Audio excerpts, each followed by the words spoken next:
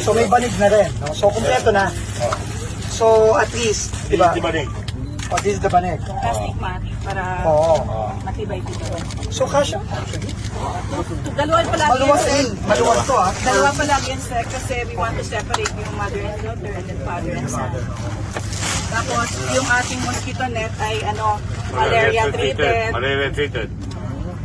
Then we also have blankets. Yeah. Tapos And this is for water. this is for water. Dalawa yan, dalawa. So they fetch Pakilabuhan dyan. Dalawa yan. So collapsible yan. Pero yung bibigyan natin later, Yung malaki, yung mas malaki. malaki. Para pag naligo sila, dala-dala nila. Tama. May pihitan yan. Hands-free. Pag naligo sila. Sige. How many people?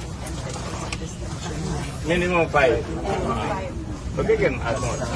No, I think it's with kids. Pati gamit nila, they can put something more gamit. RD needs to know that. RD, so one kitchen daw per 50. Community kitchen. One zone.